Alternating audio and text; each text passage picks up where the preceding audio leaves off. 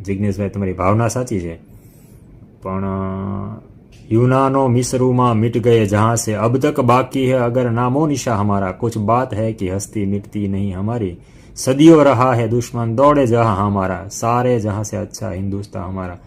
એટલે હિન્દુસ્તાન અમારા છે એનું કારણ છે સનાતન હિન્દુ સંસ્કૃતિ. હજી પણ 80 થી 85% આપણે અહીંયા હિન્દુ પ્રજાતિ આ પૃથ્વી ઉપર છે. બાકીની બધી જ અત્યારે ધૂળની અંદર મિટ્ટીમાં મળી ગઈ છે, રખ્યાથી ઉડી ગઈ છે બધી. તો એનું કારણ શું છે? સંત શાસ્ત્ર અને મંદિર આજે પણ અડીખમ આપણા પૃથ્વી ઉપર ભારતની ભૂમિ પર ઊભા છે. એવા સંતો, સાચા શાસ્ત્રો અને સાચા એવા મંદિરો એને કારણે આપણે અડીખમ ઊભા છીએ. એને અનુસરણ કરીએ તો આપણે સુખી થવું, બાકી જધાશું.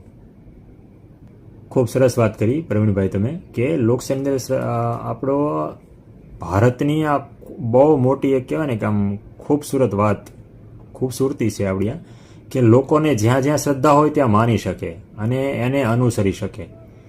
તો એનાથી કેવું થાય કે વિવિધતા સભર આ દેશની એક કહેવાય ને કે પચરંગી 5 રંગોથી ભરેલી સપ્તરંગી આ પૃથ્વીની જે રંગોની જે શ્રેણી છે એનાથી આખું દીપી ઉઠે.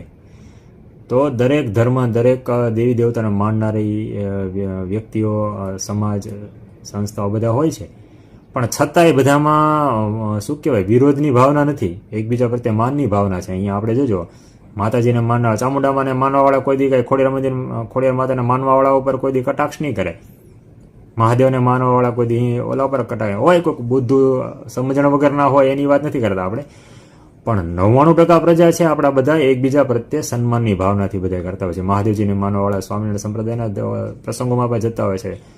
પ્રમુખ સ્વામી મહારાજ છે તો એમણે મહાદેવજીની મૂળ પ્રતિષ્ઠા કરેલી છે વડોદરાની અંદર, માતાજીના મંદિરની પ્રતિષ્ઠા કરેલી છે. એમ માતાજીને માનનારા દરેક લોકો સ્વામિનારાયણ મંદિરના પણ જાય છે, દરેક જગ્યાએ જાય છે, એકબીજાનું સન્માન કરે છે. કોક 2-5% એવા હોય છે, તો એને કારણે બધો સમાજ એવો નથી હોતો. પણ હા, બહુ સારી વાત છે કે દરેક ધર્મના સિદ્ધાંતો મૂળ વાત તો એક જ કરે છે કે તમારા ઈષ્ટદેવને માનો, તમે જેને ગુરુ કર્યા છે એ ગુરુનું તમે વચન ઉપર અનુસરો, તો તમારા જીવનની અંદર સુખ શાંતિ વધે. બરાબર, એની માટે આયોજન છે. બાકી અંધશ્રદ્ધા સામે વિરોધ ઉઠાવવાની એ બધું તો ઓટોમેટિક એની મેળે બધી જાગૃતતા લોકોમાં આવી જ જશે, જેમ અત્યારે સોશિયલ મીડિયામાં આવી છે એ રીતે.